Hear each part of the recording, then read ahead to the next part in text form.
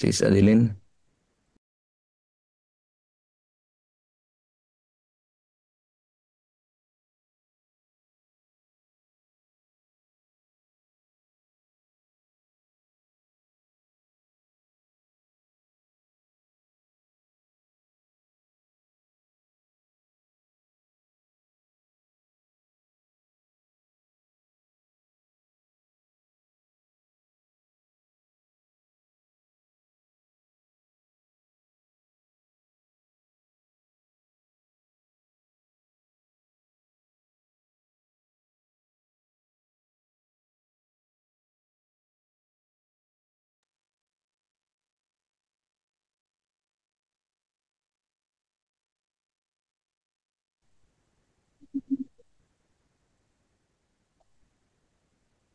Good first morning po.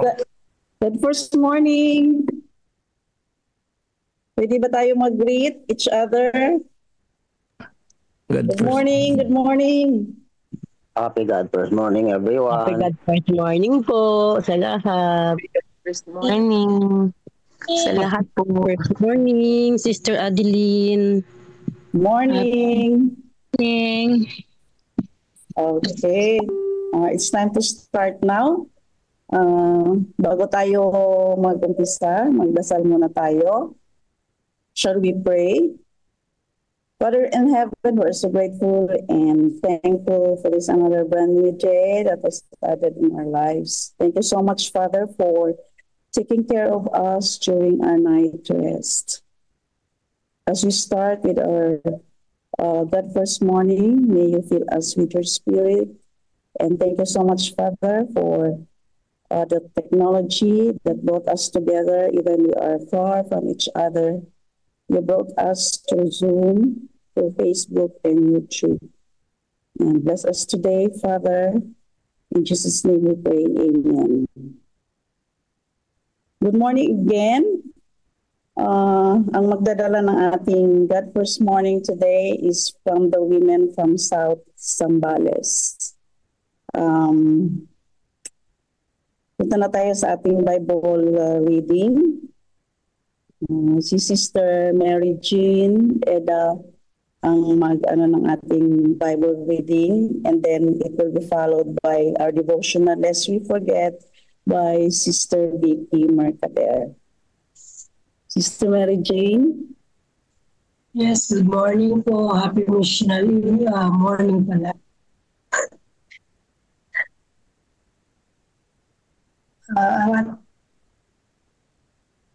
Ating Bible reading po sa umagang ito ay sa Numbers, so bilang 10. At sinalita ng Panginoon kay Moises na sinasabi, gumawa ka ng 2 pakakak na pilak, yari sa pamukpok gagawin mo at iyong gagamitin sa pagtawag sa kapisanan at sa paglalakbay ng mga kampamento. At pagka kanilang hihipan ay magpipisan sa iyo ang buong kapisanan sa pintuan ng tabernakulo ng kapisanan. At kung kanilang hihipan ang isa lamang, ang mga prinsipe nga ang mga pangulo sa mga libo-libong taga-Israel ay magpipisan sa iyo. At pag-ihip ninyo ng hudyat ay magsisisulong ang mga kampamento na nasa dakong silangan.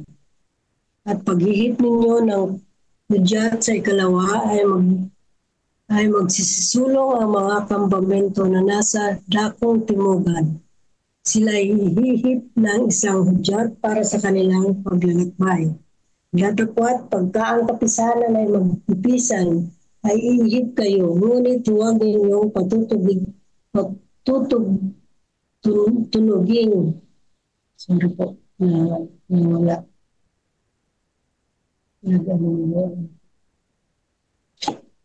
Patutunuging ayon sa hudyat.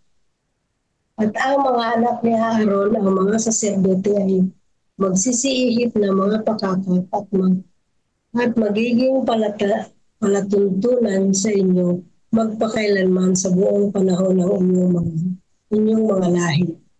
At pagka makikipagbata kayo sa inyong lupain laban sa kaaway na sa inyo'y pumipigati ay inyong matutunogin ang hudyat ng pakakat.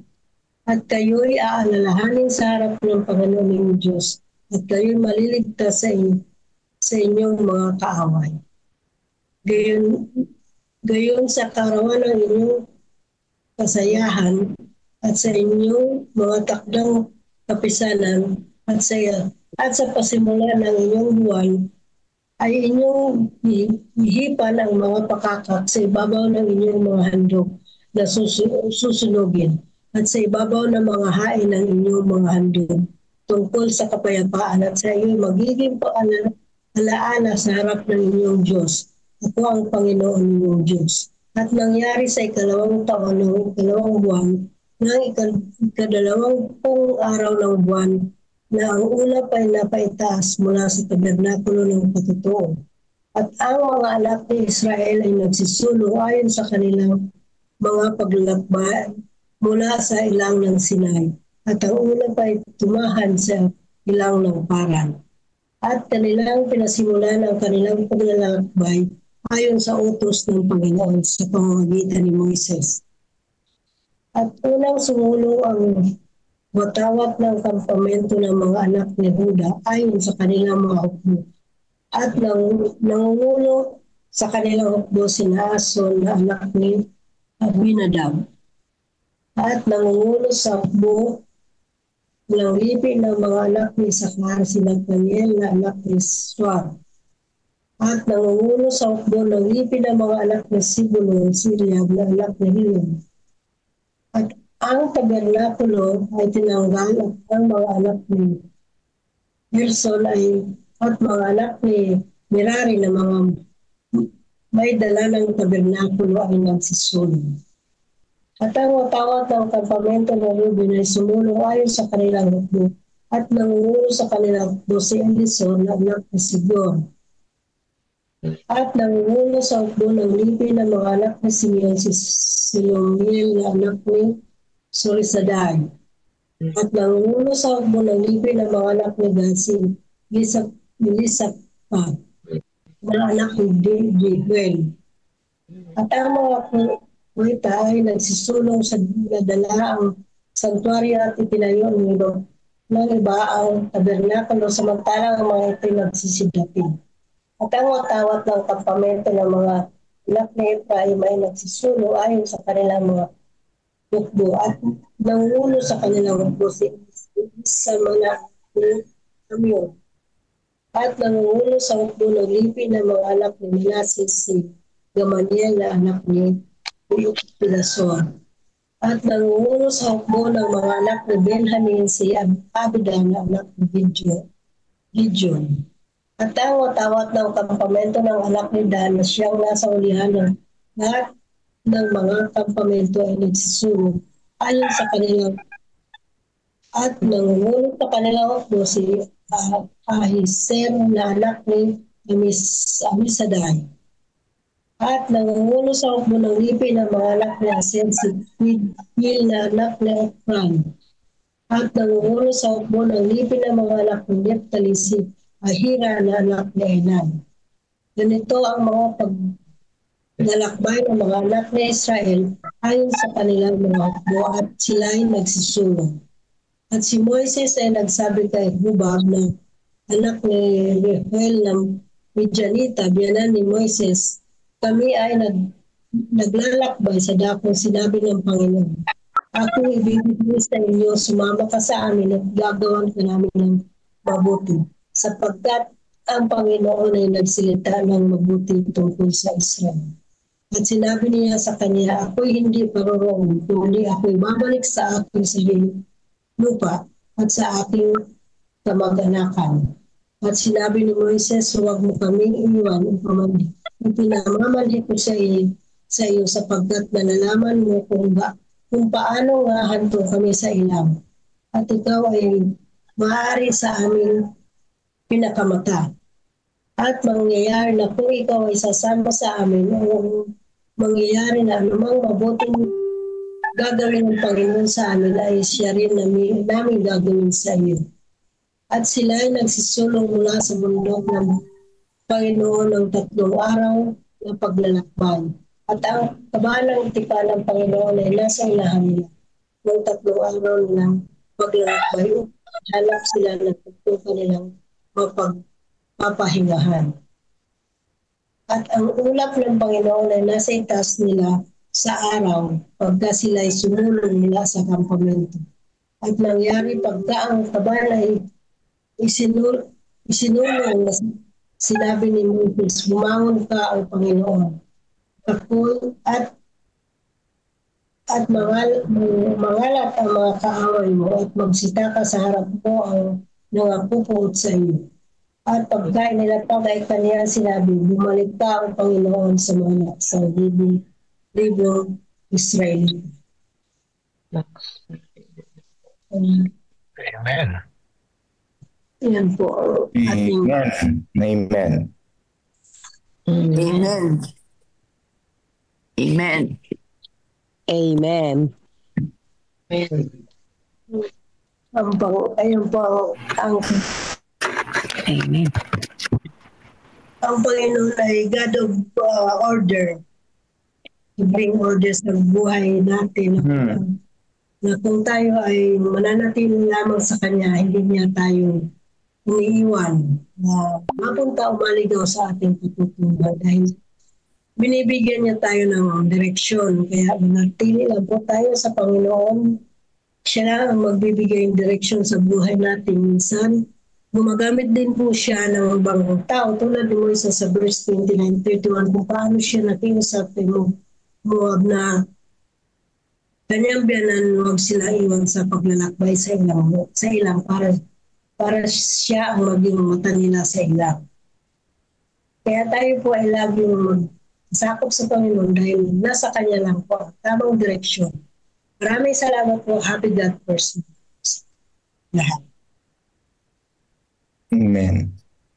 Salamat, Sister Mary Jane. Meron pa bang gustong mag-reflect?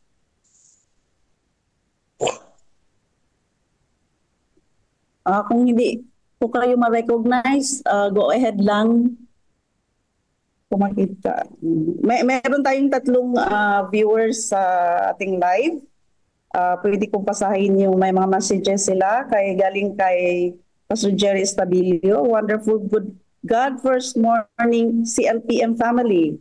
Put God first and you will never be last. Galing kay Helen Vilbar. Happy God first morning from Ibo Seventh-day Adventist Church. And galing kay Dory Castro Dueza.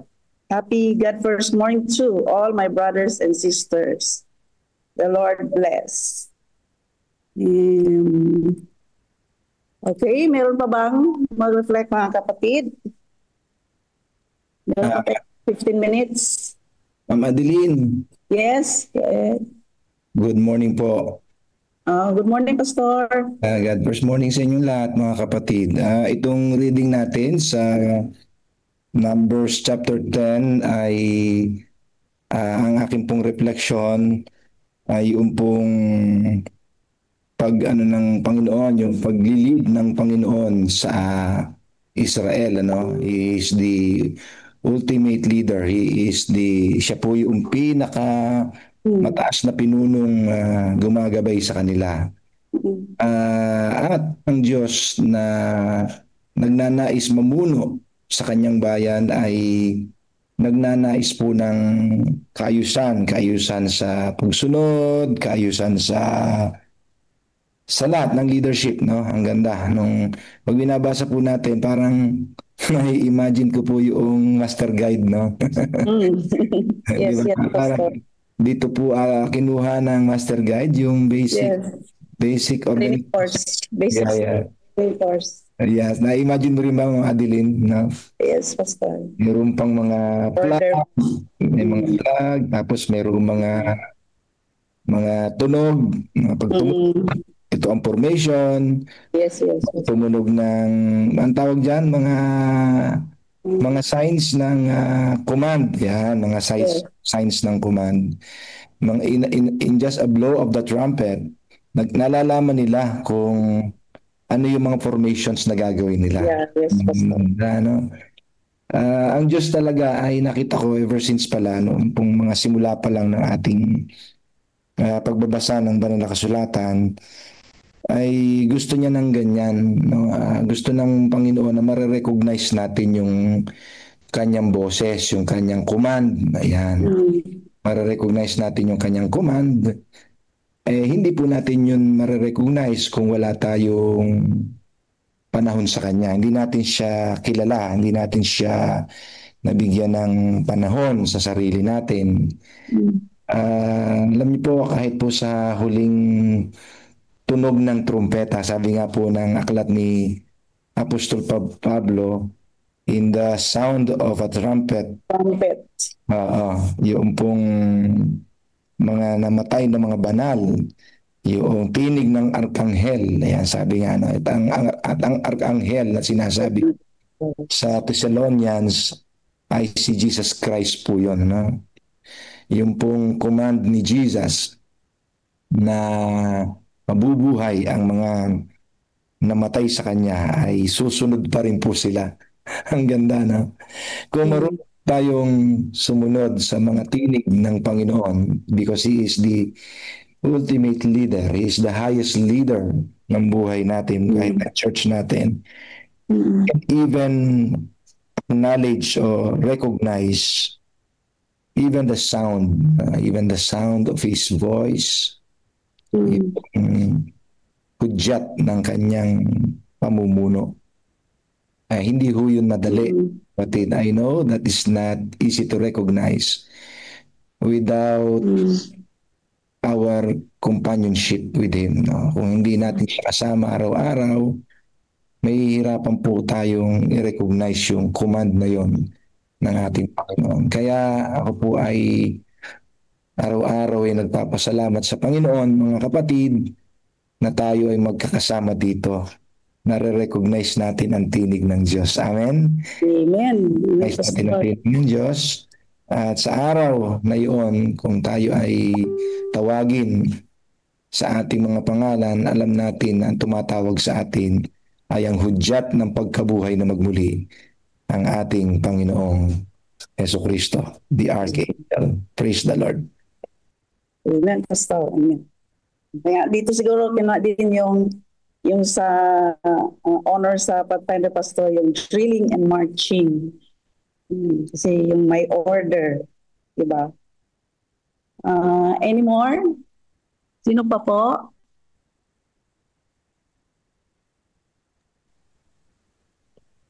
Sir Adeline? Yes, go ahead. Yeah.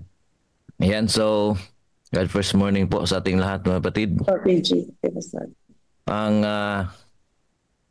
Numbers chapter 10, mga kapatid, ay nagpaalala, no, sa bawat isa sa atin na tayo'y tinawag ng Diyos upang makiisa, no, sa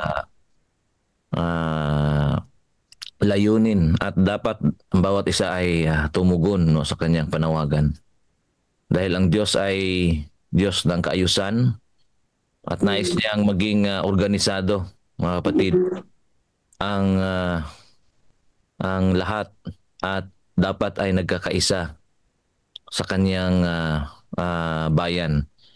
Ang Diyos ay palaging kasama natin, mga kapatid, sa paglalakbay tungo sa walang hanggang tahanan. Na yan ang ating pinakahihintay at ang ating inaasam-asam, no, sa ating pamumuhay bilang isang mananampalatayang Adventista. So, ang malaking hamon sa atin ngayon, dapat ang bawat isa ay nakikibahagi, no, sa isang banal na paglalakbay. Kaya dapat bawat isa natin, ang mga kapatid, ay maging handa tumugon sa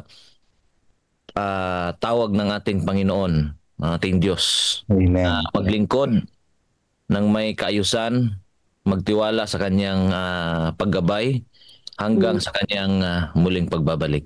God Amen. bless morning po sa ating lahat, mga kapatid. Amen. Amen. Maraming salamat, Pastor. Sino pa po?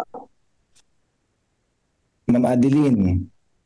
Yeah, Pastor. Go ahead. Siguro ako ay na ano ko po na pinapalagay ko po na itong ating mga kapatid na kasama ngayong umaga ay nai-imagine na po nila yung mga trumpeta natala sa Biblia kung bakit ito mahalaga, no?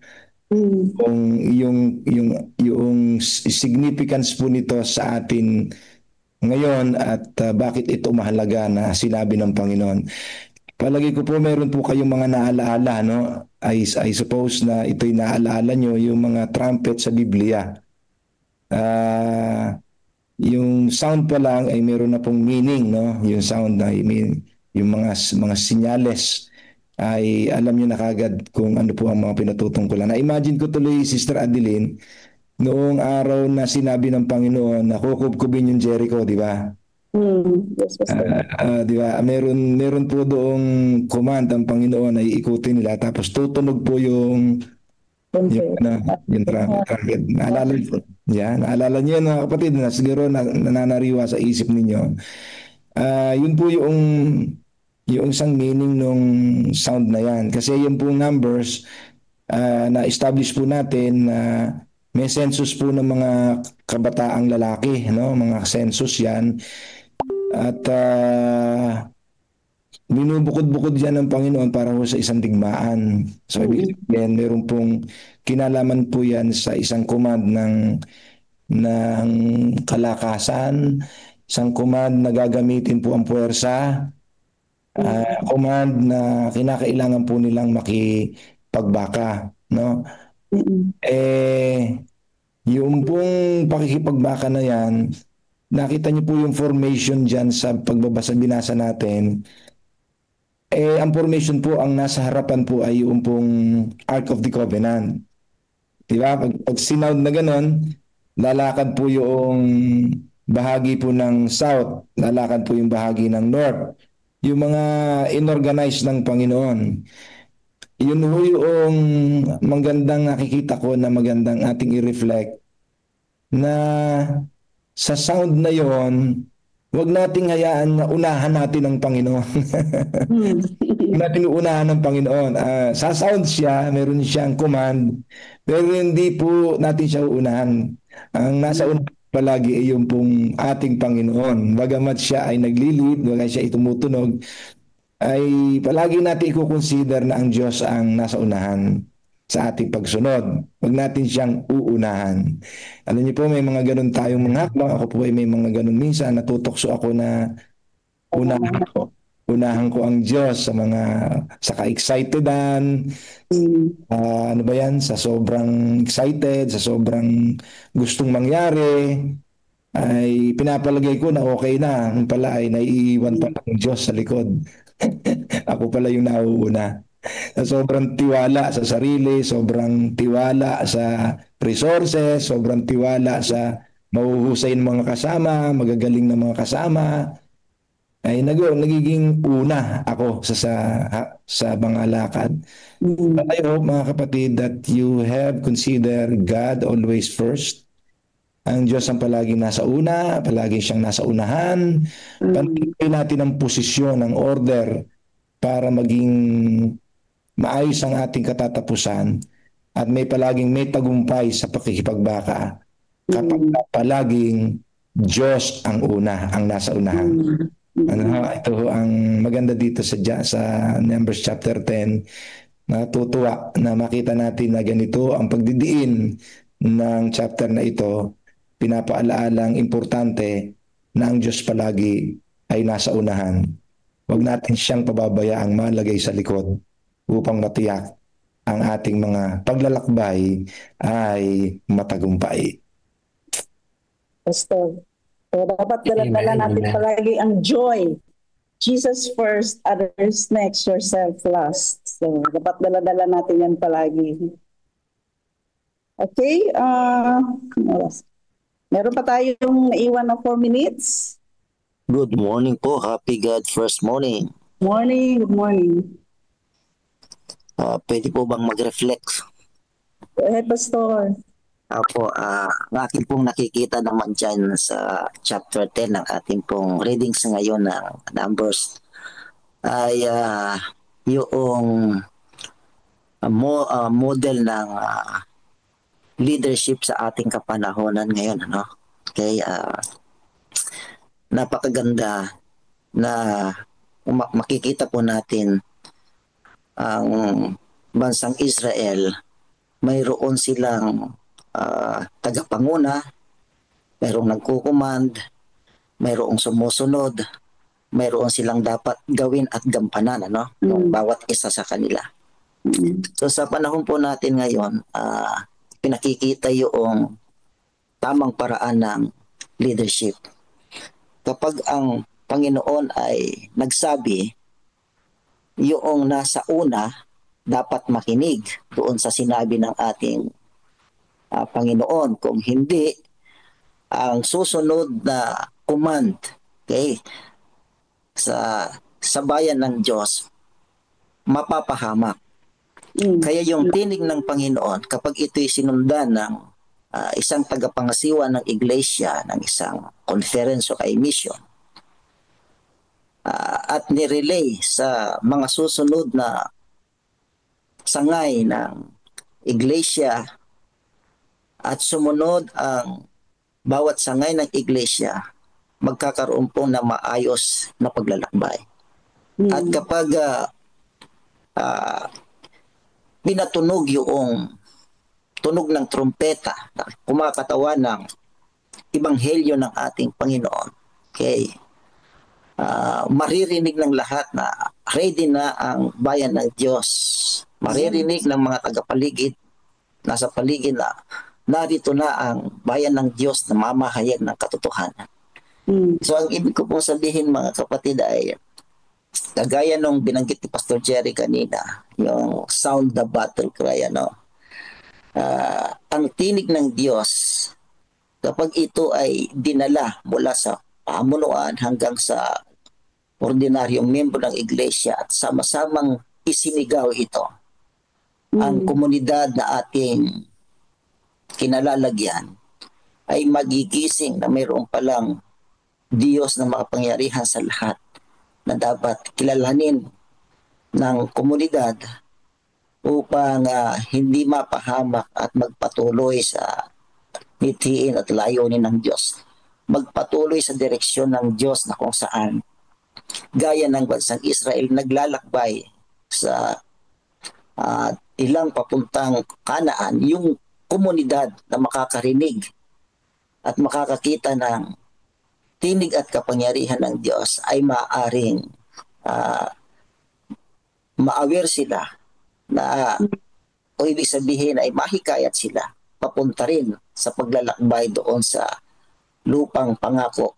Spiritually, walang iba kundi ang langit, ano, na ating tinatahak bilang mga modern Israel sa panahon ngayon. So, isigaw lang natin ang tinig ng Panginoon. Pakinggan at isigaw natin ang tinig ng Panginoon from the higher leadership to the local churches.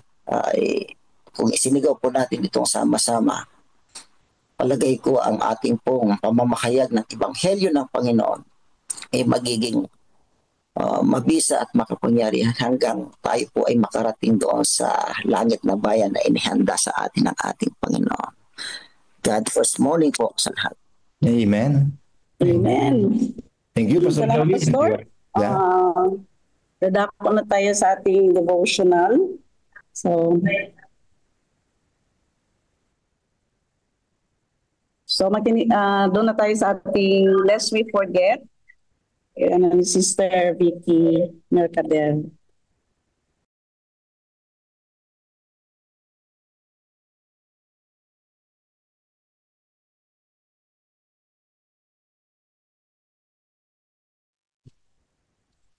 Ayan po. Good morning po everyone. Happy God first morning po. Tayo po ay dadako na po sa ating morning devotion. Ang pamagat po ay ang espiritu ng mga Pariseo. Sabi po sa Kawikaan 20 verse 3, karangalan para sa isang tao ang umiwas sa alitan. And sabi po dito, nabatid ni Ellen White sa simula pa lamang ng pagpupulong sa Minneapolis ang espiritu na nagpapahirap sa kanya. Isang pananaw na hindi pa niya nakikita dati sa mga kapwa niya leaders at mga ministro. Nagambala siyang labis na ito'y hindi katulad ng espiritu ni Jesus. Kaliwa sa espiritu na dapat ay isagawa tungo sa isa't isa. Iisipin niya ang pagkapuot na iyon bilang espiritu ng Minneapolis o espiritu ng mga Pariseo. Ang pagkaunawa ng saloobin na mahayag sa Minneapolis ay mahalaga kung mauunawaan natin ang mga pangyayari sa mga pagpupulong noong 1888 at sa mga sumusunod na pangyayari sa kasaysayan Adventista. Ang binuong paglalarawan ng espiritu ng Minneapolis ayon sa paglalahad ni Ellen White ay magkakaroon ng mga sumusunod na katangian. Una, nagpakita ito ng panunuya at paghamak sa elemento ng pagreforma ng denomination. Ang ilan, halimbawa na, ay tumutukoy kay Waggoner bilang alaga ni Sister White. Ikalawa, humantong ito sa pamumuno. Ikatlo, marami ang nagpakita ng masamang palagay, pagkamuhi at paninibugo. Ikaapat, nag-udyok ang espiritu ng Minneapolis ng matatalas na damdamin at saloobin. Ikalima, ang mga nagtataglay nito ay lasing sa espiritu ng pagtutol sa tinig ng espiritu. Ika-anim, itinulak nito ang mga nagtataglay ng mga gayong espiritu na magsalita sa paraang naglalayong pag-apuyin ang isa't isa laban sa kanilang may kasalungat na pananaw tungkol sa doktrina. Ikapito, nagasik ito ng pagtatalo at debate. Doktrina imbis na espiritu ni Jesus. Ikawalo, nagpalago ito ng saloobing humantong sa paglalaro sa salita at pagsasalungatan sa mga salita. Sa mga diskusyon sa doktrina, sa madaling salita, ang espiritong ipinakita ay walang galang, hindi marangal at di makajog. Ang isa sa pinakakapansing bagay tungkol sa espiritu ng Minneapolis ay nagmula ito sa pagnanasang ingatan ang matatandang landmark ng Adventismo. Ikinalungkot ni Ellen White ang pagkakaiba sa aplikasyon ng ilang talata mula sa kasulatan na nagpapalimot sa mga tao sa kanilang mga prinsipyong reliyoso. Iligtas nawa ako ng Diyos mula sa iyong mga kaisipan. Sinabi niya, kung ang pagtanggap ng mga kaisipang iyon ay gagawin akong di maka-Kristiyano sa aking espiritu, salita at gawa. Ang trahedya ng Minneapolis ay sa pagsisikap na ingatan ang kadalisayan sa doktrina at ang tradisyonal na interpretasyon ng Adventismo. Nawala ang Kristyanismo ng liderato sa Battle Creek. Iligtas mo kami, O Panginoon, mula sa espiritu ng mga Pariseo. Punuin mo kami ng espiritu ni Jesus sa lahat ng aming ginagawa sa araw na ito. So, dito po sa ating morning devotions, dito po ay inisa-isa ni Ellen White ang mga leader ang ugali na hindi maganda.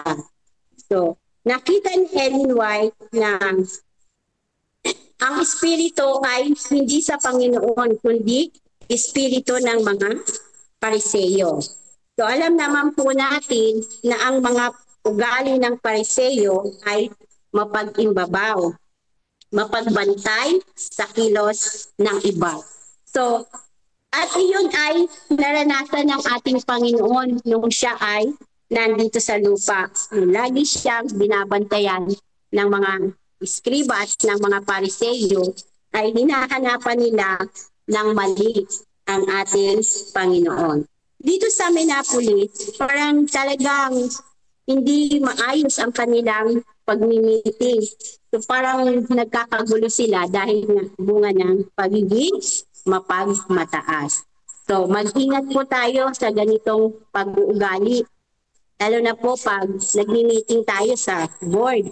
So nagkakaroon ng alitan dahil sa pagiging mapagmataas ng bawat isa. So tayo mga Adventist, ang ating pong misyon ay ipahayag ang ebanghelyo ng Panginoon sa maayos na paraan. So kailangan natin maging spiritual leader. So nais ng Diyos na kapayapaan yung ating makita sa bawat isa sa atin. So hindi po natin madadala ang kapayapaan sa labas kung tayong nasa loob ay magulo at hindi nagkakaisa. So yun po ang aking reflection. Sino po ang merong reflection po? Amen. Ang ganda. Amen. Salamat, Sister Vicky. Amen. Ang galing. Ang ganda ho ng huling salita ni kapatid. Ano nga ang pangalan ni Sister? Vicky Mercader po, Subic Church Pastor. Opo. Salamat po, sis. Ang ganda ho ng reflection nyo. Thank you po. Opo. Nakakatuwa. Sana po ako siguro idadagdag yun eh. Maganda ho yung message ni Sister. Talagang kuhang-kuha niya reflection. Opo. Mga kapatid, yun ang warning po yun sa atin. Ako po habang binabasa ko po ito ngayong umaga, dagdag sa nakaraan, nalulungkot po talaga ako. Ano? Di ba nakakaramdam din po po ba kayo ng lungkot? No? Makakita kayo ng ganyan sa isang banal na pagpupulong ay may mga ganong espiritu. No? Tama si Sister, mahirap tayo magdala ng liwanag kung tayo mismo magulo sa loob. Kaya nakatutuwa na meron tayong ganitong history na pinapaalalahanan tayong lahat ng mga leader na mawala itong klaseng espiritu na ito. Maganda itong warning mga kapatid, paalaala ito sa ating lahat. Panatilihin yung espiritu ni Kristo sa kalagitnaan. Palaging maghari yung wag magpataasan, wag consider yung pakinggan mabuti yung nagsasalita, wag humanap ng pintas, at wag magtalo-talo sa mga bagay na hindi naman makapagdudulot sa atin ng pagpunta sa langit. Minsan may mga pagtatalo na gusto lang makapagbigay ng punto. Wala namang kinalaman sa papunta sa langit. Kaya tayo nagkakaroon ng malaking problema. Salamat sis. Ang ganda po ng inyong paalaala sa amin. Thank you po, Pastor. Sino pa po? Good morning po ulit. Good morning, Pastor.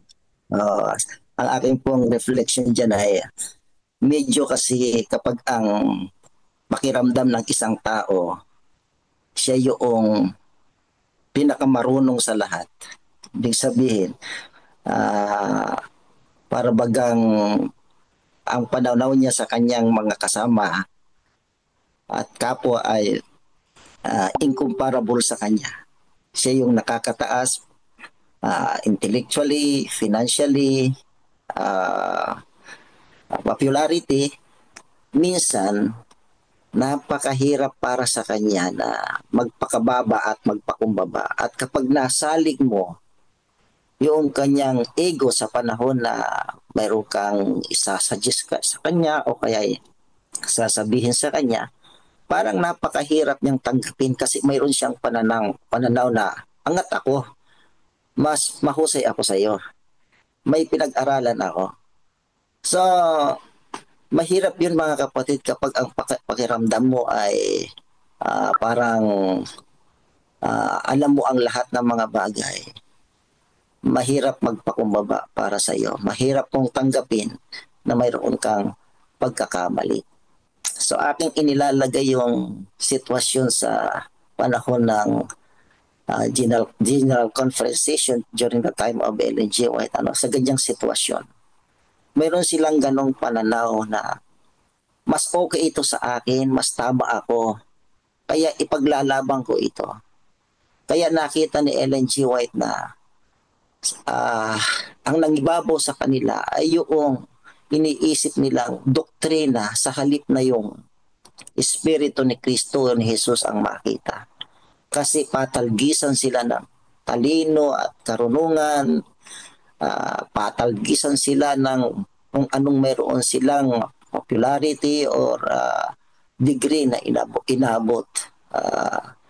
So itinuturo sa atin yun ngayon mga minamahal na mga kapatid na sana sa panahon na umaangat ang sitwasyon ng buhay natin financially, intellectually, ay mas lalo tayong lumalawak ang pangunawa at natututunang magpakumbaba.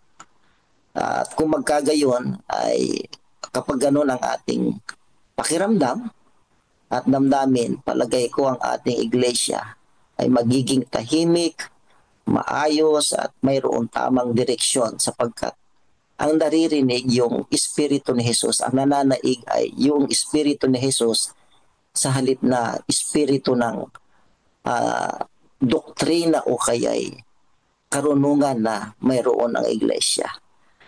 Happy God First Morning po ulit.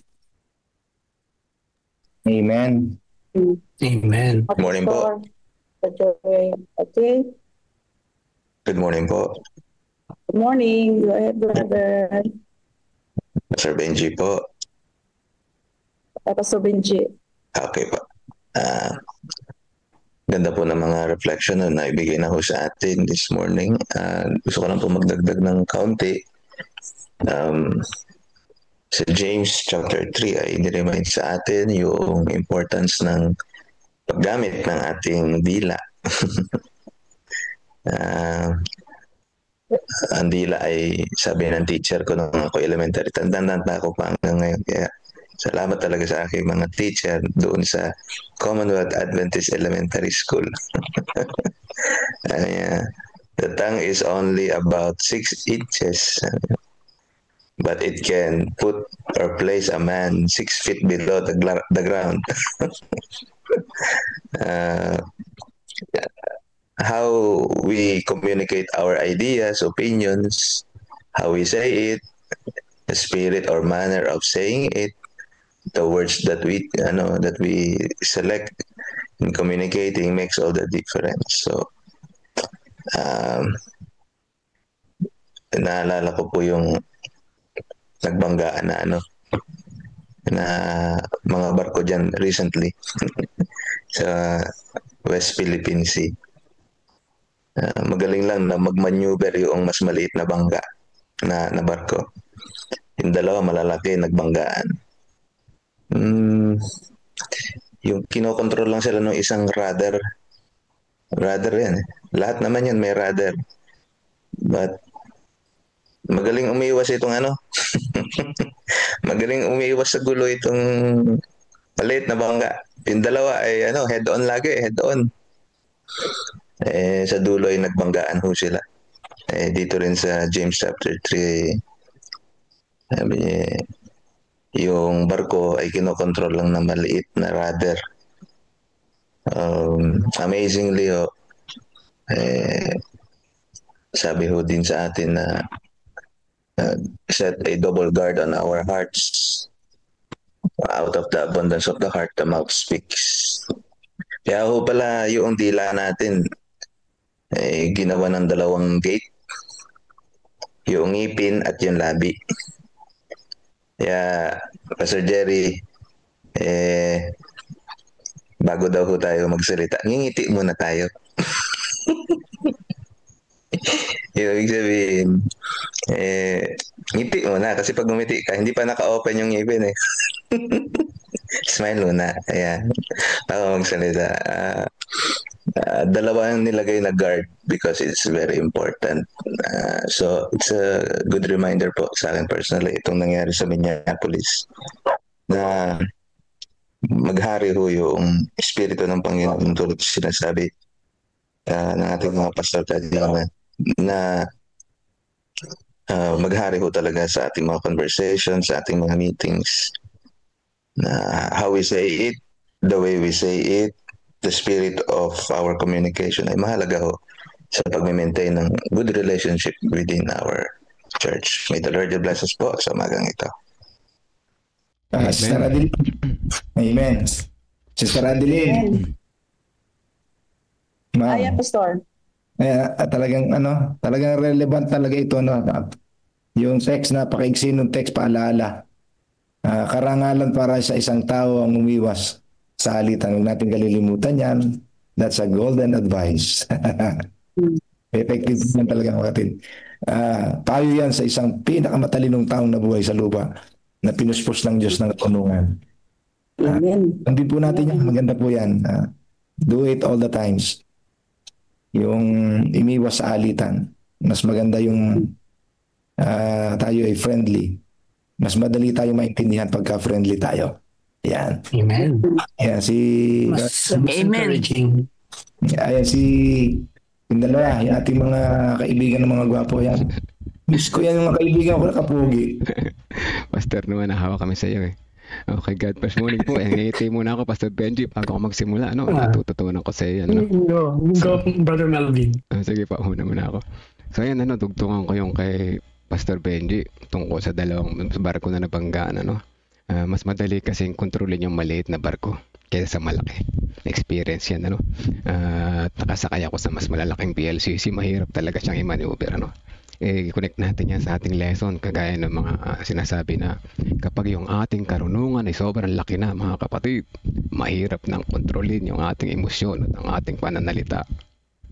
Kaya mas maganda, isipin natin palagi mas malaki si Jesus kaysa sa ating pang karunungan, para naman magkaroon tayo ng mas magpakumbaba at magkaroon tayo ng kontrol, makaiwas tayo sa anumang alitan. Huwag nating isipin lagi na mas malaki tayo.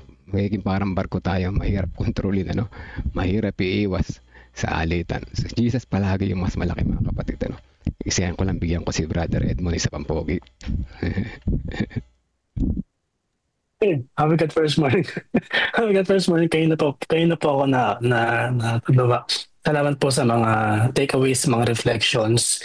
Very encouraging po, mula nung simula po ng ating Bible reading. Thank you, Pastor Jerry. Sa akin po ay paalala lang po sa mga kapatid po natin sa Facebook. Nakamonitor po ako at kasama po kayo dito. Maaari po kayong mag-comment ng inyo po mga reflections and takeaways para po mabasa rin po natin sa live. Sa mga kapatid po natin na nasa CLPM Facebook page at nasa Adventist Mission Facebook page. Kasama po kayo. Maaari po kayong bigay po ng inyo po mga takeaways at mga reflections. Yan po. So salamat po sa mga takeaways po natin, and yun, so siguro ang takeaway ko po is ayun nga po, magkaroon tayo ng malaking pangunawa sa bawat sitwasyon para mas encouraging, mas inclusive yung ating pagsasama-sama, lalong-lalo na kapag ang mga church board, minsan nakarinig ako ng parang comment or na parang iisa lang daw yung nagsasalita, mga ganyan, hindi nagiging inclusive, para naging exclusive lang sa isang tao or dalawang tao, nai-intimidate tuloy yung iba, so hindi healthy kumbaga yung ating relasyon. So sa atin po, lalo po sa ating mga Christian as Adventist ay hindi po maganda yung ganoon. Dapat po tayo ay masaya na naglilingkod sa ating Panginoon para po madali sa atin makapag-encourage sa iba at kumbaga naging inspiration po tayo sa iba na nakakakita po sa atin kasi masaya po tayo naglilingkod po ba. So, yun lang po yung takeaway ko, life application, Pastor, at salamat po. Amen. Thank you sa inyong dalawa.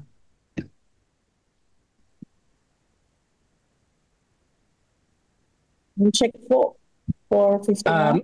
May time pa? Basahin ko rin po.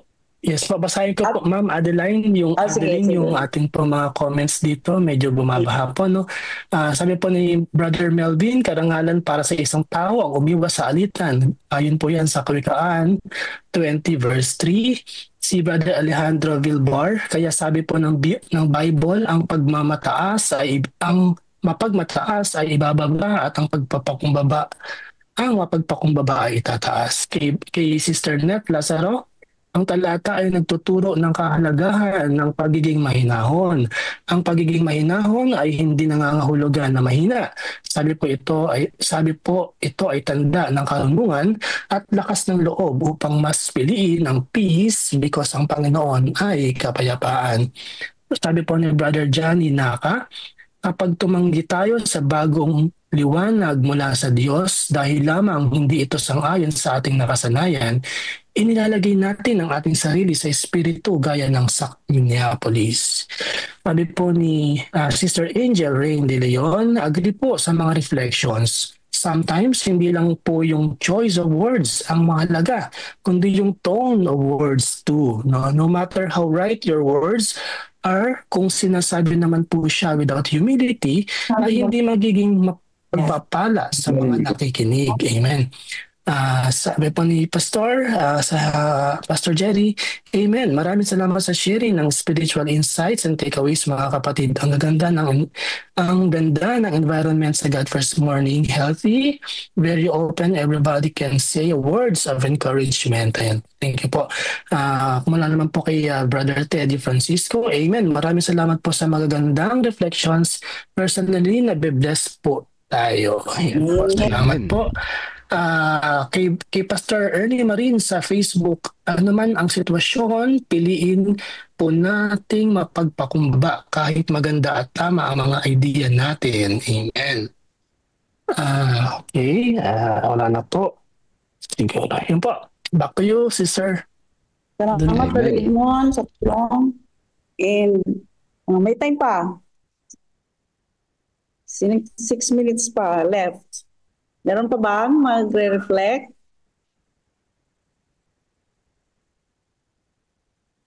Wala na, clear? So, mag-closing prayer na tayo bago tayo mag-start again sa ibang bahagi ng ating first morning today. Ang Sister Vicky. So maraming salamat po. Tayo po ay mananalangin. So mapagpala naming Diyos, ang tahanin nasa mga langit. Tunay po, Panginoon, na napakabuti mo sa bawat isa sa amin. Sapagkat binibigyan mo kami ng babala sa mga bagay na dapat namin gawin, Panginoon. Nawa ang bawat isa, lalo na po sa aming mga leader ng iglesia, ang pagiging mapagkumbaba, mapagmahal, at pakikiisa sa gawain ang maranasan ng bawat isa. Salamat, Panginoon, sa umagang ito, sa aming natutunan na kami po ay mag-ingat sa mga bagay na aming sasabihin, na aming pagdidesisyonan, Panginoon. Ang gawain ay napakalawak. Dapat kami ay magbibisi sa pagpapalaganap ng Ebanghelyo. Hindi lang aming mga sarili ang aming intindihin, Panginoon. Salamat po, Panginoon, sa mga pagpapalagbiyan, sa mga salita na inyo pong iniiwan sa bawat sa amin. Sa bawat umaga, kami po ay makikinig sa aming devotion.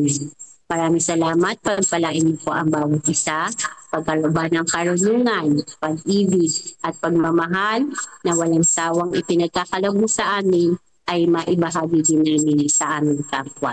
Ito po ay aming pinasasalamatan kung kami po ay nagkaroon ng pagkakasala. Aming pong idinadalangin na inyo po kami magpatawarin. Ito po aming hiling sa pangalan ng aming Panginoong Hesus. Amen. Amen. Amen. Amen. Amen.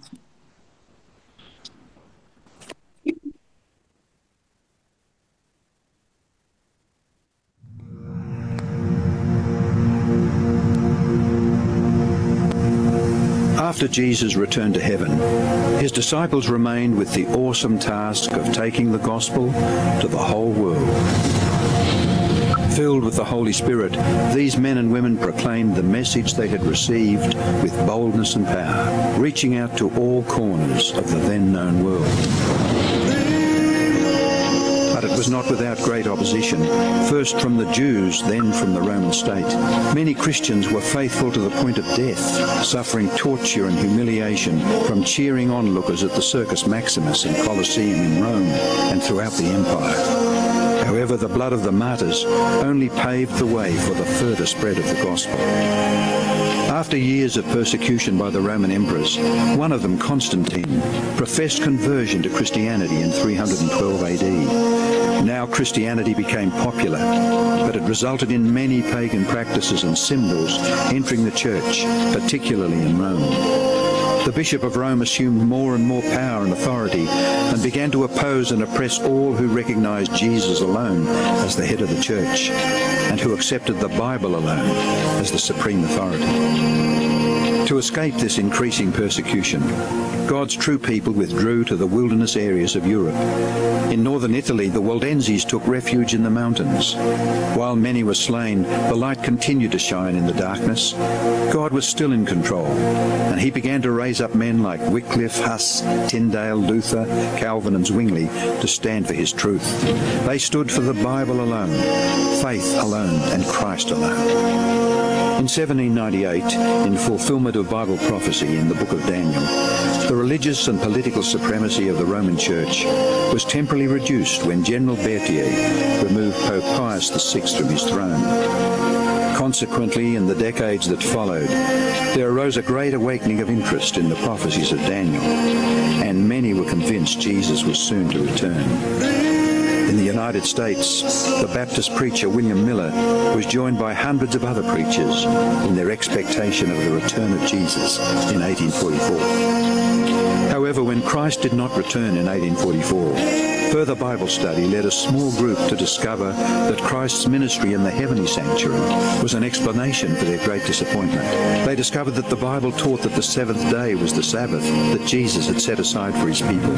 Slowly they came to understand that their mission was to preach the three angels' messages of Revelation 14. Their goal as Seventh-day Adventists was to preach with power the everlasting gospel and to prepare the world for Christ's return. More than 160 years have now passed. Years that have brought 2 world wars, numerous military campaigns, financial depressions, the rise of atheism and secularism, as well as a booming world population, with natural disasters increasing in frequency and intensity. Today, the Church's mission and message is more relevant and urgent than ever in its history. Jesus is coming soon, and the world must be warned. Prepare to meet your God. Amen. Sarap marinig na, no? Brother Melvin, no? Laging meron tayong naririnig sa dulo. Jesus is coming soon and the world must be warned. Prepare to meet our God. Amen. Amen. Sarap. Nakakasariwa ng spirito ng paghihintay sa second coming ni Jesus. Ano ba si Pastor Nelson sa testimonies sa mga church, missional church? God bless morning po. Wala po kung mga nagsasabi po.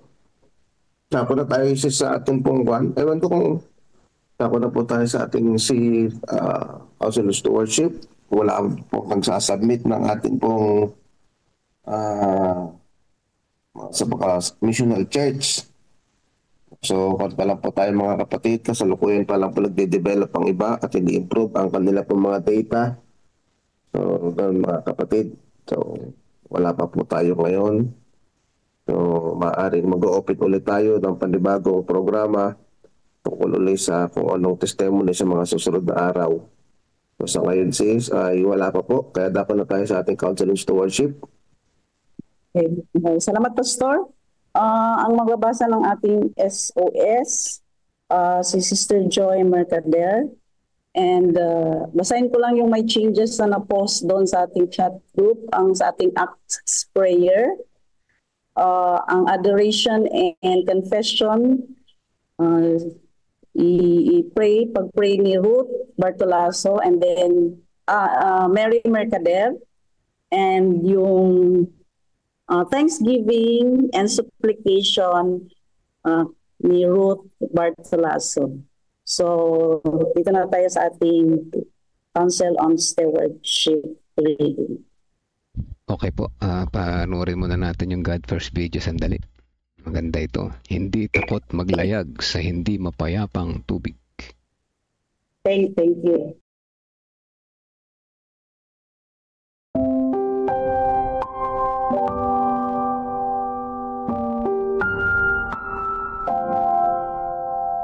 Hindi takot maglayag sa hindi mapayapang tubig. August 24. Offertory Reading Devotional. Susing talata. Apokalipsis Kapitulo 14 versikulo 6. At nakita ko ang isa pang anghel na lumilipad sa gitna ng himpapawid, na may walang hanggang ebanghelyo na ipahahayag sa mga naninirahan sa lupa, sa bawat bansa, lipi, wika at bayan. Magagawa ba ninyong isiping maglakbay sa karagatan, at mamuhay ng bagong pakikipagsapalaran sa bawat araw? Ito ang pangarap ni Joseph Bates, na lumaking pinagmamasdan ang mga umaalis at dumarating na mga barkong panghuli ng mga balyina sa pantalan mula sa bintana ng kanyang silid tulugan. Naglalayag ang kaisipan ng batang lalaking ito kasama ng mga barkong iyon habang lumalaki siya sa New Bedford, Massachusetts. Sa pagsisikap na mapigilan si Joseph sa kanyang pangarap, sa kanyang murang edad ay ipinadala siya ng kanyang mga magulang sa maikling paglalakbay sa pamamagitan ng bangka. Sa halip na panghinaan ng kalooban ay mas lalong naglagablab ang batang lalaki sa kanyang pangarap. Sa sumunod na 21 taon, itinalaga ni Joseph ang sarili sa buhay sa dagat. Pagkatapos ng ilang panahon ay ipinamuhay niya ang kanyang pangarap. Nagtakda siya ng mithiing mag-ipon ng $10,000 na isang malaking kayamanan sa panahong iyon. Ang layunin niyang bumili ng sarili niyang bangka. Nagtagumpay siya at bumili ng barko. Gayunpaman, naiiba ang barko ni Bates. Hindi pinapayagan ang inuming alak at sigarilyo. Higit pa roon, hindi pinahihintulutan ang mga tripulanteng gumamit ng mga masasamang pananalita. Minsan sa isa niyang maraming paglalakbay ay nakasumpong siya ng Biblia na isinama ng kanyang asawa sa kanyang bagahe. Habang binabasa niya ito, naramdaman niyang nakilos siya ng pag-ibig ni Jesus. Hindi nagtagal, natuklasan niya ang Sabbath. Kaya naghanap siya ng mga Seventh-day Adventist na nag-iingat ng Sabbath upang pag-aralan ang bagong katotohanan ito. Nang dakong huli, nagpasya si Bates na maglathala ng mga booklet kung saan inilahad ang sinasabi ng ika-4 na utos. Ang kanyang 48 pahinang maliit na aklat ay inilathala noong Agosto taong 1846. Nang makabalik siya mula sa paglalayag, inilaan ni Bates ang kanyang lakas at salapi sa pangangaral tungkol sa malapit ng pagbabalik ni Jesus at ang Biblical Sabbath. Si Bates ang naging pangunahing haligi ng Seventh-day Adventist Church at nag-iwan ng pamanang higit pa sa halaga ng kanyang kayamanan. Itinalaga niya ang natitirang buhay para sa gawain ng Diyos. Panawagan. Nananawagan ang Diyos sa bawat isa sa atin, na ituwid ang ating pananampalataya. Ito may paghayo kung saan niya tayo tawagin o magbigay ng regular at systematic, tulad ng kanyang pamamatnubay. Nasasangkot sa pagbibigay ang matapat na pagbabalik ng ikapo ng Diyos at pakikinig sa kanyang tinig habang tinatawagan niya tayong makipagtipan sa kanya sa pagbibigay ng regular at sistematikong pagbibigay na tinatawag na pangako, maliban sa ikapo. Hinihingi niya sa ating magbigay. Hinahaman ko kayong tanungin sa Diyos. Anong porsyento ng aking kita ang gusto ninyong ibigay ko ng regular bilang aking pangakong handog? Pagkatapos makinig sa kanyang tugon. Ang pagsasabi ng oo sa Diyos ang tanging paraan upang maunat ang iyong pananampalataya. Amen. Liwanag, maliwanag ang mensahe. Amen. Okay, Joy? Happy God First Morning po sa ating lahat. Tayo po ay dadako na po sa pagbasa po ng ating Council on Stewardship. Tayo po ay nasa chapter 58. Ang title po dito, A Plea for Economy. There should be no extravagance in building fine homes, in buying costly furniture, in indulging in worldly dress, or in providing luxurious food. But in everything, let us think of the soul from whom Christ has died. Let selfishness and pride die. Let none continue to expend means to multiply pictures to be sent to their friends. Let us save every dollar that can be saved, that the matchless charms in Christ may be presented before the souls of the perishing. Satan will suggest many ways in which you may expend money, but if it is spent for self-gratification, for unnecessary things, no matter how trifling their cost, it is not spent for the glory of God. Let us look well to this matter and see if we are denying ourselves as we should. We are making sacrifices that we may send the light of truth to the lost. There should be but one interest in the church. One desire should control all, and that is the desire to conform to the image of Christ. Each one should strive to do for Jesus of all it is possible for him to do. By personal effort, by gifts, by sacrifices, there should be men in the house of the Lord. And that means a full treasury, the responses may be made to Macedonians, Christ coming from every land. How pitiful it is that we are obliged to say this who cry for help. We cannot send you men or money. We have an empty treasury. Let all the pennies, dimes, and dollars that are lost to the cause through selfish love of pleasure, through desire to meet the world's standard, through love of ease, be turned into the channel that flows to God's treasury. It is the trills flowing into one that finally make the river. Let us be conscientious Christians, be laborers together with God. New fields of work must be opened. Souls to be added to the faith. New names will appear on the church records, names that will appear in the immortal records in heaven. Oh, that we might realize what might be done with the money expended for the gratification of self. So sa akin pong reflection, sa akin pong nabasa, so sa panahon po kasi natin, lalo na pag nag-scroll po tayo sa ating social media, lagi po pinopromote yung self-love. Kumbaga sabi po na, unahin ko naman yung aking sarili.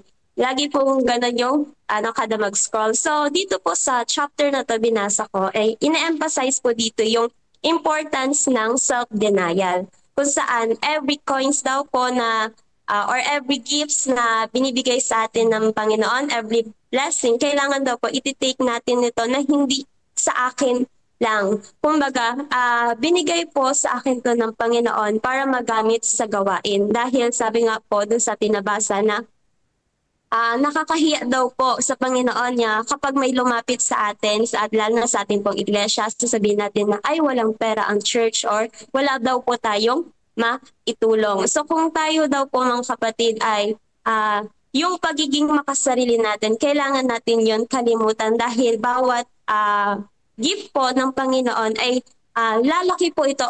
Though maliit man sa atin sa paningin natin, pero pag ibinigay po natin sa ating Panginoon, maraming kaluluwa po yung maaari nitong mailigtas. So yun lang po. Amen. Amen. Salamat, Joy. Amen. Meron pa bang additional na reflection doon sa ating reading? Ma'am Adeline, sis. Hello. Yeah, Pastor. Yeah, gusto ko lang i-appreciate, no? May kasama tayong youth ngayon sa umagang ito. Si Joy. No? Alam kong mahirap sa mga youth ang gumising ng ganito kaaga. Hindi normal yan sa kanila. Pero Salamat Sister Joy for spending time and doing your duty today. Ang reflection mo ay aking binavalue sa puso ko, kapatid. Itong iyong sinabi ay importante mapaalalahanan kaming lahat. Salamat Sister Joy, patuloy ka sa iyong paglilid bilang isang mabuting kabataan. Maliwanag yung message, Sister Joy. God bless you. Thank you po.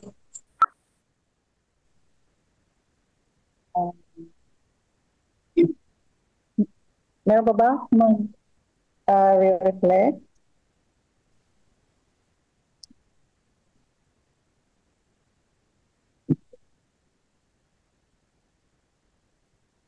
Handa na ba? Hello po. God bless morning po. Okay, Pastor. Go ahead, Pastor. So, thank you po sa ating pong pag-reading sa ating pong kabataan.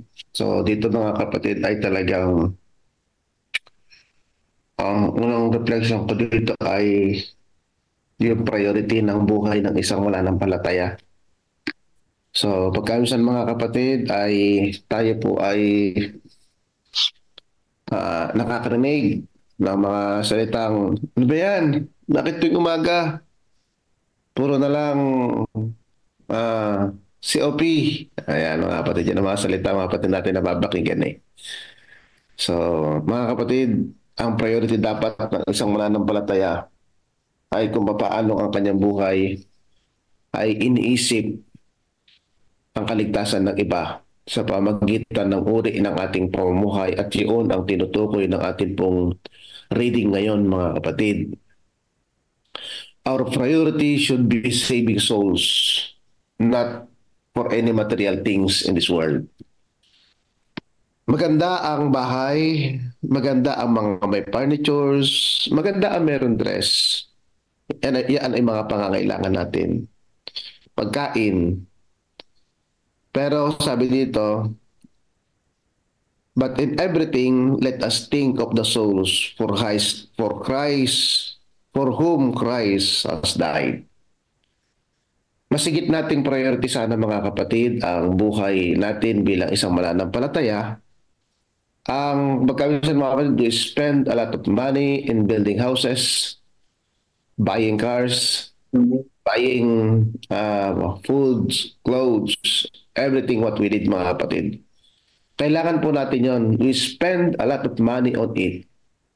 But in terms of saving the lost mga kapatid, napakaliit lamang na porsyento pa mga kapatid. Kaya sabi dito, let us save every dollar that can be saved. Paganda, no? Kapag tayo daw ay nag-iimpok ng bawat sentabo, ay talagang mas marami pa sana tayong maaabot mga kapatid. Gusto ko lamang Pastor Jerry, pwede ka bang pakita ang ating performance sa CLPM? Para makita ng mga kapatid. Papahintulot ng ating Pangulo. No amount first, no amount. Sige ha. Yes, yung mga graph siguro kung meron dyan, pero no amount. Pakita ko lang para mga kapatid. Para makan natin. In due time, sa tamang panahon, ipapakita natin. Kung dala papakita, mga kapatid, sige, pakita ko itong ilang piraso. 1, 2, 3. Sige.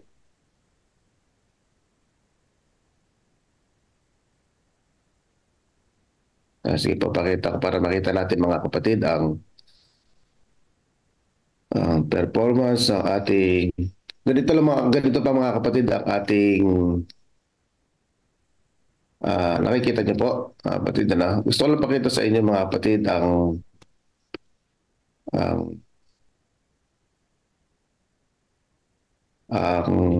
atin pong kabuuan po ng atin pong iglesia mga kapatid. Yan, may ginagawa po, lalagpas ko lang ng konti ito. Ako lang yung Okay.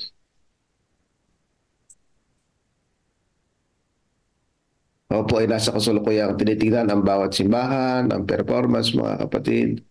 Malayo pa ang ating lalakbayin. Yan mga kapatid. Ganyan po ang ating pong performance ngayong taon ng 2025 pa mga kapatid. Malayo pa po ang ating pong lalakbayin.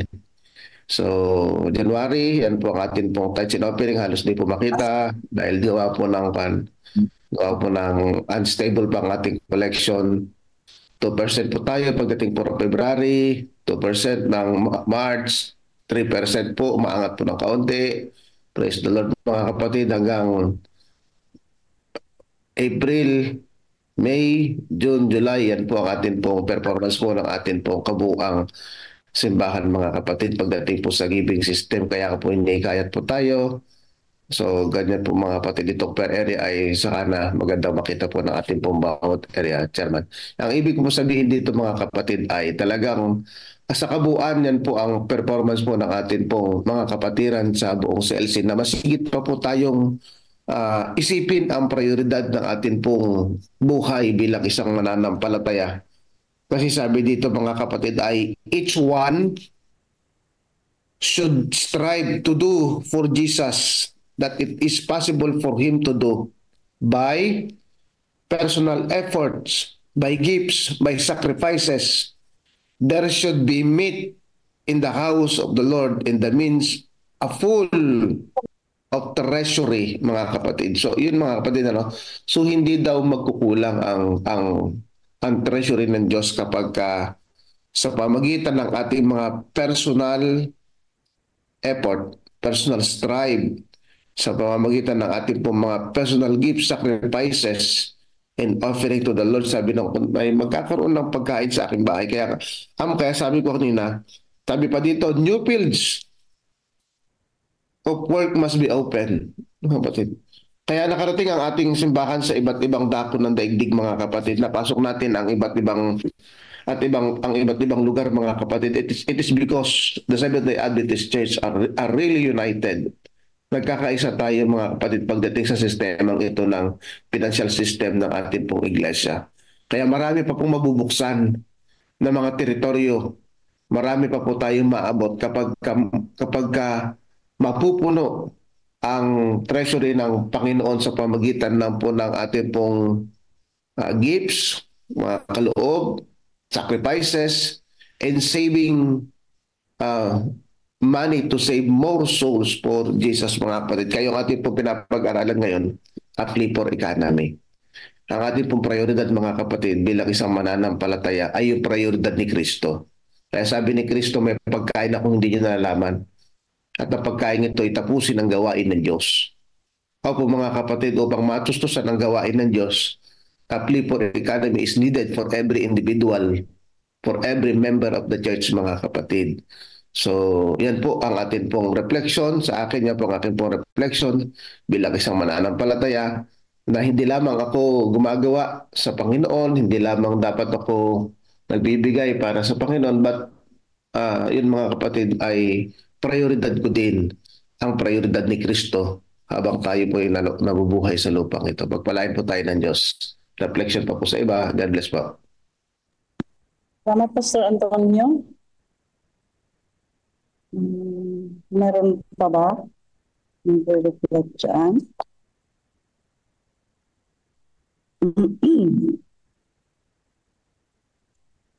Para may mga notes, basahin natin yung mga notes.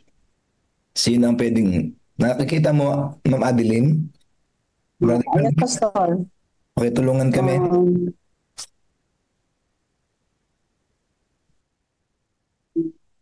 Parang galing kay Melvin, may nabasa na si, Miss ano ba ito?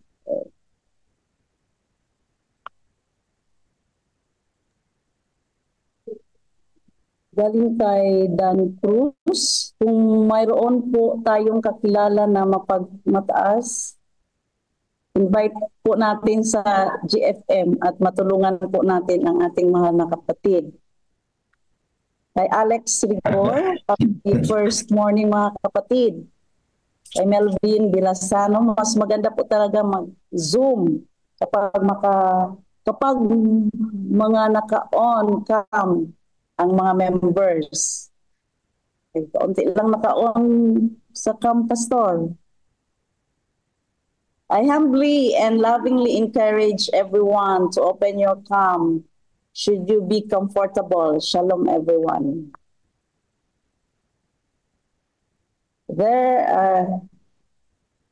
Galing kay Edmond, there should be no extravagance in building fine homes, in buying costly furniture, in indulging in worldly dress, or in providing luxurious food. But in everything, let us think of the souls for whom Christ has died. Let selfishness and pride die. Galing pa rin kay Melvin, let selfishness and pride die. Ibig sabihin, kailangan natin patayin ang pagkamakasarili at pagmamataas upang mabuhay ang diwa ng paglilingkod. Galing kay Edmond, sabi niyo, each one should strive to do for Jesus all that it is possible for him to do, by personal effort, by gifts, and by sacrifices. Galing sa headquarters, again, the principle is clear. Save in order to save a soul. Earn all you can in order to save all you can, in order to give all you can. From Leonora Concho Cabiedes, sana po maranasan din ng iba ang saya ng puso at kalooban sa pagbibigay ng COP at patuloy nila maramdaman ang kabutihan ng Panginoon sa kanilang buhay. Amen. Ang lahat, galing kay Brother Johnny, ang lahat ng bagay ay sa Diyos at tayo ay tagapaggasiwa lamang. Ang katapatan sa paggagamit ng ating yaman at talento ay sukatan ng ating pananampalataya at pag-ibig sa Kanya. Ito ang lagi kong naririnig. Yun naman talaga ang nararapat. Hoping ganun na paman kapag tumanggi ang sarili kasi hindi ito ang kinasanayan ay mahirap para sa iba. Galing kay Rizalino, very clear doon sa graph na ipakita ng ating Pastor Antonio, 1/4 ang spiritual ng mga kapatiran sa buong CLPM area, not fully converted. Good first morning po sa lahat from Minda Arienda. Sabi ni Alex Rigor, we need to discipline ourselves in spending money to wants, but we priority the work of God. Amen. Okay, salamat sa mga chat sa ating chat box. Edmond, meron ba doon sa Facebook? Brother Edmond? Wala pa po, sister. Yung isa po ay naibigay-pasa na po ni Brother Melvin kanina.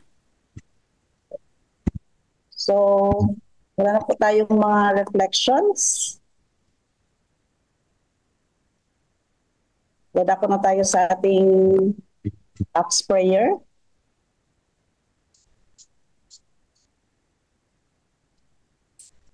Ang ating adoration and confession ibibigay ni Mary Mercader at ang thanksgiving and supplication ni Sister Ruth Bartolaso. So we'll start first with our personal or silent prayer for a minute. Okay po, ayan mga kapatid, malinaw naman yung lesson, malinaw sa malinaw ang lesson, save more to save lives. Ayan. Habang tayo nagsisave at i-share natin yung ating sinesave, makakapag-save yan ng lives, mga kapatid, Kaya yan, ang ganda. Tapos earn more, earn more souls. Grabe sinabi ni Pastor Jerry, tama yun, simple lamang yung lesson na yun, pero napaka lalim at napaka seryoso. Nakita niyo yung graph kanina ni Pastor Nelson.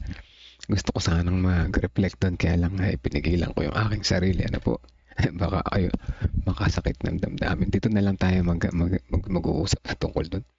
So nakita niyo po, nasa 3% lamang yung yung ating sa kabuuan kasi yun, napakalaki ng kabuuan na ng CLPM, ano. So, sa madaling salita, marami pa ring leaders na hindi tumatanggap, ano, hindi nila matanggap. Marami pa ring leaders na ayaw mag-educate din kasi hindi nila ito pinapaboran. Madaling salita, hindi na magpipigil. Marami pa ring selfish leaders sa LPM, ano po. Kasi ano pa ba ibang ibig sabihin nun, di ba? Isa pang nakikita kong dahilan kung bakit ganun, maraming tao sa abroad, kapatid sa abroad, dito nagta-tithes. Yan, laki ng tithes. Makahatak talaga yung mga COPians kasi madalas nagta-tithes na sila, walang offering o kaya mag-offering maliit lang. Yan yung mga nasisilaw ng panghihinayang, mga kapatid, ano? Isa yan sa nakikita ko yung mga nasa abroad kapag nag-tithes, tapat, grabe tapat, ang taas, matayog. Pero kung hindi sila magta-tithes at yung mga local lang, example sa amin, hindi naman mas magiging maganda yung graph ng church, ano? Pero dahil sila tapat sa tithes, kaya lang ayaw nila sa offering. Yun ang nagiging problema. At saka siyempre yung mga leaders na hindi pa rin tumatanggap, gawa na nagdududa pa rin sila, kailangan talaga sila maging ma-convert muna, maging tapat na katiwala. No? Tandaan natin, mga kapatid, walang pupunta sa langit na hindi tapat na katiwala. Dahil sabi ni Jesus, well done, good and faithful servant. Diba? Paano maririnig yung well done, good and faithful servant kung hindi ka tapat na katiwala, kapatid? Ganun yun, ano? Kaya ako napapasalamat sa Panginoon sa CLPM na nagkaroon ng ganitong programa na naintindihan ko yung pagiging tapat na katiwala. Pero alam niyo, meron ako sa inyong hamon, mga kapatid. Bagaman nakita natin na 3% yung liberality ng buong CLPM, hindi yan nangangahulugan na sasama tayo sa marami. Mas marami yung hindi tapat, huwag tayo sasama sa marami, doon tayo sasama sa tama. Kung nasimulan nyo na maging tapat, mga kapatid, hinahamon ko kayo lahat. Hinahamon tayo ni Jesus na magpatuloy na maging tapat. Dahil wala na ibang way, ano? Hanggang sa unti-unti tayong dumami. Hindi mabilis ang paglago, mga kapatid. Hindi mabilis ang pagbabago. Yan ang nakikita ko. Yan ang gusto ko sabihin kanina doon, ano? Walang pagbabagong instant. Ang CLPM, ma-educate unti-unti yung mga ating mga kapatiran. Unti-unti yan magbabago. Tataas yan ng tataas, ano? Ang pagbabago ay dahan-dahan, mga kapatid. At nararamdaman natin yan sa ating puso kapag palagi tayong kumukunig sa Panginoon. Pamagitan ng morning devotional na ito. Diba, mga kapatid, huwag kayo magsasawa na kumunik dahil baka pag iniwanan nyo ang pag-connect kay Jesus, si Satan ang kukunik sa inyo, mga kapatid, na nakakatakot yan. At sa naging tapat na tayo minsan, ipagpatuloy natin yan, mga kapatid. Kung ayaw nila, tayo na lang. Ganun lang yun, mga kapatid, ano? Kahit isa ka na lang nagiging tapat sa inyong church, okay lang yan. One day, soon, madidinig mo ang salitang, well done, good and faithful servant. Napakasarap marinig yan, mga kapatid, ano? Napakasarap marinig. Ewan ko ba, ba't hindi ako naglakas ng loob kanina doon isabihin to, no? Mas maganda yata doon ko sinabi, ano po, para yung mga nakakarinig na naka-join doon na nabibiktima ng panghinayang, ano po. Kaya kanina, yung reflection ko sa malaking barko, mataas na yung karunungan, malaki na yung iyong kinikita, mayaman ka na, nagiging mahirap kontrolin ng buhay, mga kapatid. Totoo yan. Kaya minsan, parang ayokong yumaman, ano? Baka ma-biktima ako ng ganyan. Pero pag nakikita, siguro pag sa ganitong sitwasyon ng buhay, yung nakikita ko yung pangangailangan sa gawain. Okay lang na yumaman ako para mas makatulong ako. Di ba? Maganda yung may tutulong mo pag ano. At makakahawa ka pa na iba pang mayayaman. Yun ang maganda ron, ano po. Kaya sa mga mayayaman, patuloy ang encouragement ng Panginoon. Huwag po tayong mabibiktima ni Satan sa panghihinayang. Ano po? Tandaan natin, ay mas malaki pa rin yung ating natatanggap na blessing, yung kalusugan, yung ating energy, at lahat ng natatanggap natin, mas malaki pa rin natitira. No? Si Ma'am Nora, salamat po. Sige po, tayo manalangin mga kapatid. Pagpanalangin natin, ano? Sabi ko nga, mas maganda ipanalangin yung kapwa kaysa sa sarili. Panalangin natin yung 70% na yun na mga kapatiran na hindi pa rin ako convert, hindi pa rin sila na-educate. Baka naghihintay sila ng tamang panahon para mag-decide, ano po. So let us pray mga kapatid, 30 seconds silent prayer, and then I will continue. Tayo manalangin.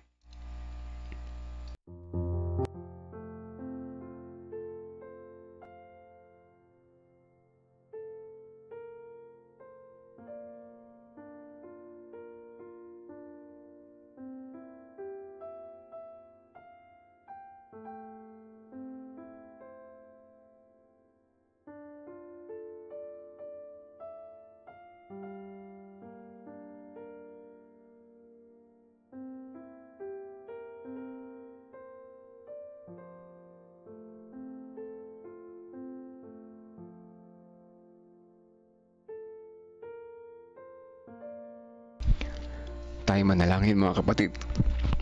Amang banal na makapangyarihan sa lahat, salamat pong muli sa panibagong buhay, panibagong kalakasan, panibagong pag-asa na aming naranasan sa umaga na ito.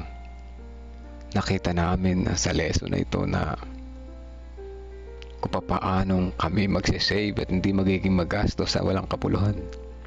Makapag-save din kami ng soul. Kung paano kami mag-earn ng marami financially, ganun din kami makapag-earn ng marami ng mga kaluluwa na naghihintay lamang ng iyong panawagan. O dakilang Diyos, nakita namin ang kabuuan ng progress ng CLPM, mga kapatiran na hanggang sa ngayon ay nagdududa pa rin, nagkakaroon pa sila ng alinlangan. Maaari po ba o dakilang Diyos na sila ay inyong dalawin ng Holy Spirit patuloy ang kanilang puso at isipan, na ang kanilang pagpapasya ay pumabor po sa inyo, hindi sa mga tukso at pagdaraya ng kaaway. Maaaring dito sa amin ngayon sa live devotional may mga ganitong puso. Maaari po ba o dakilang Diyos pakalinisin niyo po ang aming mga pagkatao sa mga sandali na ito. Patuloy niyong ipaalala sa amin na kayo ang dakilang Diyos na nagbibigay ng aming mga pangailangan, ang aming protector, ang aming tagapagligtas, upang sa ganun ang aming puso ay hindi maging madamot, kundi magkaroon kami ng pusong mapagbigay, mapagpakumbaba at mapagmahal sa kapwa. Maraming salamat po sa pagtinig sa aming panalangin. Dalangin namin ang bawat isa na narito ngayon sa live. Kasama namin nagpe-pray ang sambahayan ni Ate Revy, kasama ng buong San Leonardo Church. Ganyan din ang sambahayan ni Sister Teresita Ladia, ni Ate Lorna at ni Kuya Bobby Paa. Ganyan din ang sambahayan ni Sister Nimpa Rivera at ng kanyang mga kaanak doon sa Bukidnon. Ang ganyan din ang sambahayan ni Nanay Nerissa, kasama si Veronica at ang iba pa niyang mga apo at mga mahal sa buhay. Dalangin din namin ang sambahayan ni Sister Sweetie at Sister Hannah, ganyan din si Sister Wilma, si Ate Sally Sanchez, kasama ng kanyang mga mahal sa buhay, pamilya at mga kaanak at mga kaibigan ni Sister Tess Flores, ganyan din si Ate Mitch San Jose at Sister Jo Barrientos Montigo. Dalangin din namin si Brother Leonard at si Ma'am Nora Cabietes, kasama na rin si Sister Teresita Dairet Reyes, Sister Elizabeth Erese, kasama ng kanyang mga mahal sa buhay, si Sister Belinda Salvania, Sister Marlene Kakayan Garcia, ganyan din ang sambahayan ni Brother Esmin Suba at ang sambahayan ng bawat isa na narito ngayon kasama namin nanalangin. Alam niyo po ang laman ng aming puso at isipan. Patuloy niyo po kaming hubugin sa inyong nais na aming maging kalagayan, ang aming puso. At salamat sa patuloy na pagtawag sa amin sa bawat umaga. Salamat sa inyong pagmamahal at patawad kung saan kami natampo hindi tapat. Ito po ang aming dalangin sa pangalan ng Jesus namin tagapagligtas. Amen. Amen. Amen mga mga kapatid. Ayan po, ayan, salamat sa mga prayer warriors. Ang oras 5:36 na umaga, galaw-galaw ulit. Sakit ng aking mga pa. Nag-exercise na ako simula nung isang araw. Bumagsak yung creatinine ko nung matagal akong di nakakapag-exercise months. Ibabalik ko yung ating sigla. Matagal naman kasi hindi umuulan, hindi umaaraw, at ako nakapag-walking. Pero dito ako sa loob ng bahay, nagpapapawis. Hindi naman yung mabibigat na workout. Yung tamang galaw-galaw lang na papawisan sa loob ng kalahating oras hanggang 45 minutes. Importante sa kidney, mga kapatid, yung exercise, at sunlight din naman. Kaya sa mga normal naman yung kidney, mag-exercise pa rin kayo. Kasi may tama yung kidney ko. Gawa ng chemotherapy ng nakaraan, tinamaan yung aking kidney. Pero naibalik ko na to sa normal. Ibabalik ko ulit sa tulong ng Panginoon. At nahirap, hindi kasi ako makapagpuyat. Bawal na. Kaya kailangan alas 6 maka-worship na kami. Alas 7 knockdown na. Ganyan, Tuloy yung mga midweek, vesper, tsaka yung mga night service sa Gapan Church. Hindi ako makatin. Pero sa tulong ng Panginoon, makakabalik tayo. At yan ang pinanghahawakan natin. So, salamat sa mga responses. Salamat sa mga responses. Sa mga nariyan, si Ate Sally, si Sister Marlene, si Ate Revi, si Nanay Nerissa, Sister Sweetie, at sa lahat narito ngayon. Magandang umaga sa inyo lahat. Remember, mga kapatid, hindi man gumagawa ng tama yung iba, huwag tayong mahawa. We always put God first, and we will never be last. Magandang umaga po sa atin lahat.